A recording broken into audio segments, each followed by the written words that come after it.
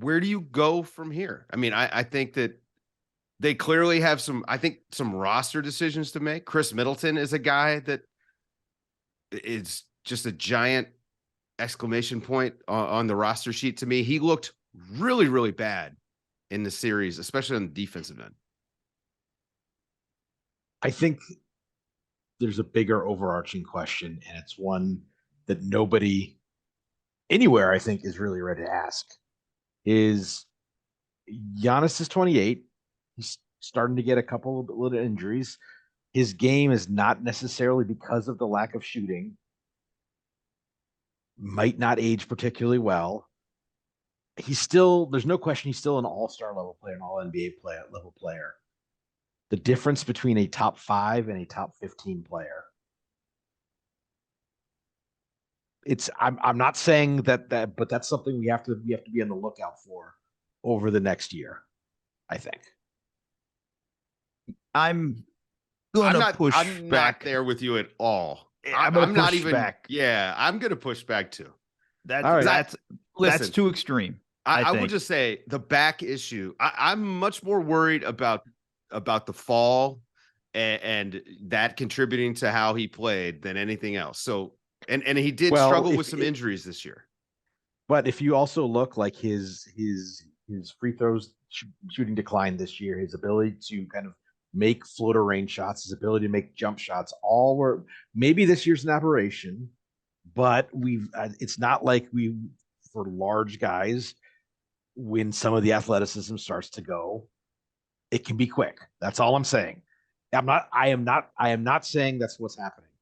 Yeah, Bucks Twitter, go at him. No, just kidding. Just kidding. Just kidding. But I mean, when it gets down to it, like if you want to root, like number one thing, he wasn't good enough in the series. Jimmy Butler outplayed him in the series. Jimmy Butler, for the Bucks to win series, Giannis has to be the best player on the floor. I think the one thing I think Seth, part of the stuff of like his free throw shooting decline, the floaters and all that stuff, I almost look at it the other way.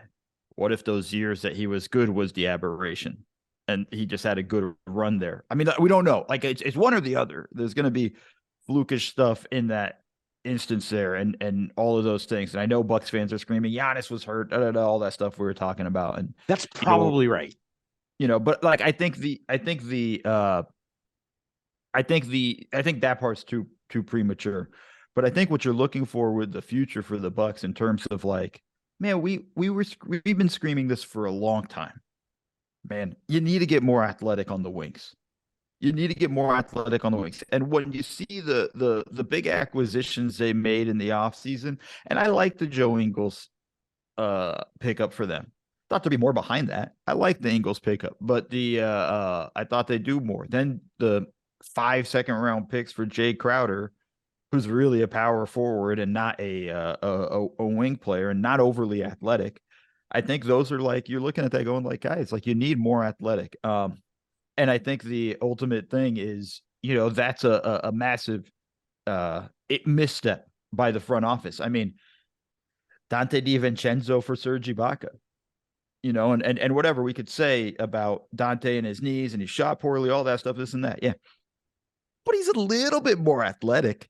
Like he's giving the Warriors some juice here. And there's a lot of things that go into that, but I think there's things like that. Like when you're looking at that as an organization, like that's not helping them.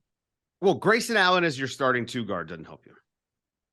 I mean, like you have to upgrade over that. Like that's just something you need to be before you're sitting there going like, we need Crowder.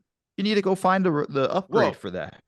Watching Atlanta and Bogdanović coming off the bench for them, I can't help but think about him on this team. Him with the Milwaukee Bucks, like he's kind of the guy that they were missing. Another guy who could stir the drink, who could get shots up, defends well enough. He's a little bit bigger than Grayson Allen. I mean, it just, it's not a Band-Aid. It's more a better fix than that.